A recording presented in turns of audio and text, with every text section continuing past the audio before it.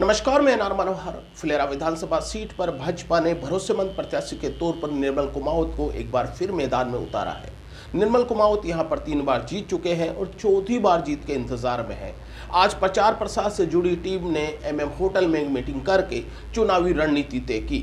देखिए हमारी खास रिपोर्ट। नमस्कार, राजस्थान विधानसभा 2023 चुनाव प्रचार प्रसार के लिए आज फुलेरा विधानसभा में कार्यकर्ता है अपनी अपनी रणनीति बनाने में जुटे हुए हैं। मैं फुलेरा विधानसभा में भाजपा प्रत्याशी निर्मल कुमावत के प्रचार प्रसार और उनकी टीम है आज यहाँ पर विशेष रणनीति तय कर रही है और जीत के लिए क्या इन लोगों का रोडमैप रहेगा ये मैं जानने की कोशिश करूँगा और ये जानने की कोशिश करूँगा कि यहाँ बीजेपी है इस बार चुनाव को लेकर या विधानसभा चुनाव में अपनी क्या पॉलिसी रहेगी और चुनाव प्रचार प्रबंध में वो कैसा नवाचार कर रही है। ऐसी बात है सर, 2 बार जब वो कंटिन्यू एमएलए रहे थोड़ी एंटीकमेंसी बनी थी, लेकिन गए कार्यकाल में उन्होंने बहुत अच्छा कवर किया और इस कार्यकाल में जो 5 साल का समय बीता उसमें काफ़ी लोगों की जो अपेक्षाएं थी उनको काफ़ी हद तक पूरा किया है। तो नाराज़गी वाला तो मुद्दा न के बराबर है और जहाँ कहीं भी है ना छोटा मोटा तो वो कार्यकर्ता अपने स्तर पर निपटा लेंगे, नहीं तो बाकी आदरणीय विधायक महोदय को बुला के और उस मामले को हम निपटा लेंगे। पहले चुनाव में ये था कि हर मतदाता जागरूक नहीं था तो कड़ी मेहनत करनी पड़ती थी। अब की बार हमें वो मेहनत करने की जरूरत नहीं है कि हर घर और हर ढाणी मोहल्ले में दौड़ लगाने की जरूरत हो। ऐसी कोई बात नहीं है, हमारी तरफ कोई नाराज़गी नहीं है। फिर भी कोई अगर होगा भाई तो उनसे मिल करके हम समाधान करेंगे। बिल्कुल करना चाहिए। और हमारे माननीय प्रधानमंत्री नरेंद्र मोदी जी ने जो किसानों के लिए जो किया वो अविस्मरणीय है। 6,000 रुपये जो वार्षिक दे रही है हमारी सेंट्रल गवर्नमेंट, उससे प्रेरित होकर के हमारे किसान आज फुलेरा क्षेत्र में बहुत बढ़ चढ़ करके और भारतीय जनता पार्टी को वोट देने के लिए प्रेरित हैं, तैयार हैं। 18 और 23 का मुख्य अंतर है कि जो एक तो जो पेपर लीक का मामला है राजस्थान सरकार का, जो नयुक है ना उनके खिलाफ जो पेपर लीक होते हैं, ये किसान वर्ग अपने बच्चों को कैसे मेहनत मजदूरी कर पढ़ाता है और वो बाद में पढ़ाता है, फिर बाद में पेपर लीक हो जाता है। जो इससे कुछ बच्चों के सभी जो शिक्षित बच्चे हैं ना जो सब समझदार हैं और उन पेपर लीक के मामले में सब जो शिक्षित युवकों के साथ अन्याय हो रहा है, अत्याचार हो रहा है, महिलाओं के साथ अत्याचार हो रहा है, भ्रष्टाचार हो रहा है, इन सब के खिलाफ हम सरकार को काट कर फेंकना है। ये हमारा मुख्य उद्देश्य है कि भारतीय जनता पार्टी प्रत्याशी निर्मल जी कुमावत को चौथी बार विधानसभा में पहुँचा कर हमारा मुख्य लक्ष्य है चौथी बार विधानसभा में 101% जीतेंगे कि इंसान की सादगी है उसको बहुत आगे लेके जाती है। अगर एक आदमी एक बार सरपंच रह जाता है तो उसके भी दिमाग में कई चीज़ें आ जाती है। 3 बार एमएलए रहने के बाद में आज भी वो एक साधारण से इंसान की तरह मतलब मतदाताओं से मिलते हैं, अपने कार्यकर्ताओं से मिलते हैं और काम करने की बात हम करते हैं। हमारी गवर्नमेंट राजस्थान में न रहते हुए भी उन्होंने काफ़ी काम करवाया है और जो उनका कार्यकाल रहा था जब उनकी गवर्नमेंट थी उस समय तो 4 चांद लगाए थे। अपन देखते हैं कि जो रेनवाल नगर पालिका है उसकी स्थिति उन्होंने किस तरीके से बेटर देन बेटर करी है। दूसरी बात यह है कि राजस्थान सरकार की जो नीतियां हैं वो सबसे गलत है। चाहे युवाओं के लिए देख लो, चाहे बेरोजगारों के लिए देख लो, चाहे महिलाओं के लिए देख लो, जितने अपराध इन 5 साल में हुए हैं गवर्नमेंट कहाँ चली है। आधी बार होटलों में अय्यासी करी है, चाहे कोविड जैसे मामले देख लो, बहुत गंभीर मामले ऐसे हैं। लाल डायरी आ रही है, ये आप जैसे ये देख रहे हैं तो ये मुख्य मुद्दे हैं वो हमारे मतलब राजस्थान के लिए ये रहेंगे। आज का वोटर सब समझदार है, वो फुलेरा तहसील में शांति चाहता है, शांति से जीवन यापन अपना धंधा शांति से करना चाहता है, तो ज़्यादा कहने की जरूरत नहीं है। वोटर अपने आप कमल के फूल पे वोट देगा और निर्मल जी कुमावत को चौथी बार विधानसभा में भारी बहुमत से भेजेगा।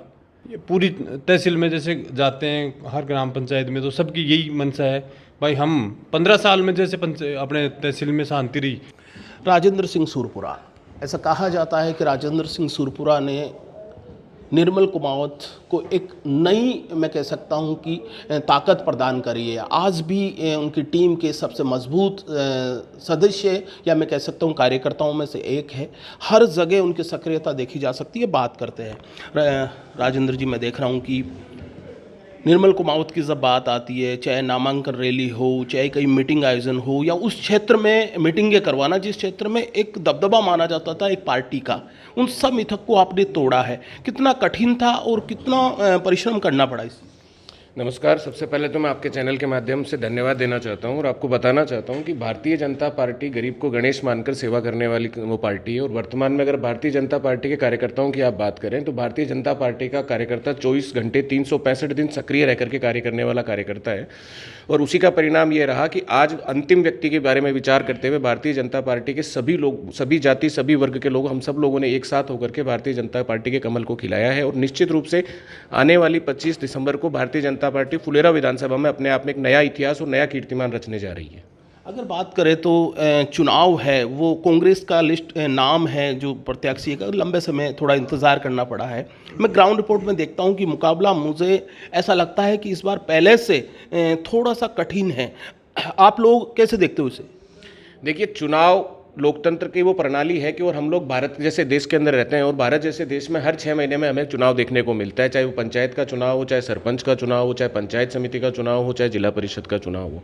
तो लोकतंत्र के पर्व में इस बार दीपावली व चुनाव दोनों एक साथ आए हैं। तो इसके लिए तो ये हम सभी लोगों के लिए बड़े सौभाग्य की बात है कि हम एक साथ दो त्यौहार मनाने जा रहे हैं। पहले दीपावली का त्यौहार है और फिर उसके बाद में चुनाव का त्यौहार है। और इस चुनाव के त्यौहार के अंदर इससे पहले 3 बार हम लोगों ने लगातार जीत अर्जित करी है। तो ये भारतीय जनता पार्टी का अंतिम कार्यकर्ता जो है, उस कार्यकर्ता की बदौलत है कि जो बूथ पर रहने वाला हमारा कार्यकर्ता है वो सेवाभावी कार्यकर्ता है। और निश्चित रूप से चुनाव के दिन तक अपने सारे काम को छोड़कर वो दिन रात इसी काम में लगा हुआ है कि आने वाली 25 तारीख को हम लोगों को 200 विधानसभाओं में यदि सबसे अपना बड़ा और ऐतिहासिक कीर्तिमान स्थापित करना है, वो हम फुलेरा विधानसभा का कार्यकर्ता करेगा। और आने वाली 25 तारीख को निश्चित रूप से हम आपको भारतीय जनता पार्टी का कमल पूरे राजस्थान में खिलेगा।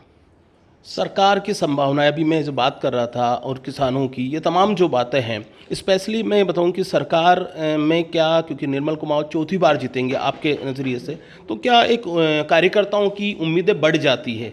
बढ़ी हुई उम्मीद क्या दर्शाती है? देखिए, भारतीय जनता पार्टी में जो भी किसी कार्यकर्ता का नियोजन किया जाता है, ये केंद्रीय नेतृत्व, प्रदेश नेतृत्व के दायरे में किया जाता है। निश्चित रूप से हमारे कार्यकर्ताओं में उत्साह भी है, जोश भी है और एक आकांक्षा भी बनती है कि अगर कार्यकर्ता लगातार अपना कोई परीक्षा परिणाम में लगातार पास होता जा रहा है, लगातार कोई ना कोई रिजल्ट दे रहा है, तो निश्चित रूप से कार्यकर्ताओं की आकांक्षा बढ़ती है कि हमें प्रदेश नेतृत्व व केंद्र नेतृत्व फुलेरा विधानसभा के बारे में विचार करे और हमारे बारे में हमें कुछ अच्छा पद मिले, अच्छा कोई दायित्व मिले। तो निश्चित रूप से वो एक सभी कार्यकर्ताओं की आकांक्षा है, मैं भी उसमें एक आकांक्षी हूँ। लेकिन हमें आपको निश्चित रूप से विश्वास दिलाता हूं कि भारतीय जनता पार्टी में अंतिम व्यक्ति, संपूर्ण समाज वर्ग को साथ लेकर चलने वाली पार्टी, विश्व की सबसे बड़ी पार्टी यदि कोई है तो वो भारतीय जनता पार्टी है, जिसमें प्रत्येक कार्यकर्ता का सम्मान किया जाता है और प्रत्येक कार्यकर्ता को सम्मान व उसके काम के हिसाब से उसको दायित्व दिया जाता है। तो निश्चित रूप से भारतीय जनता पार्टी आने वाली 25 तारीख को फुलेरा विधानसभा में विजय तक खिलाएगी।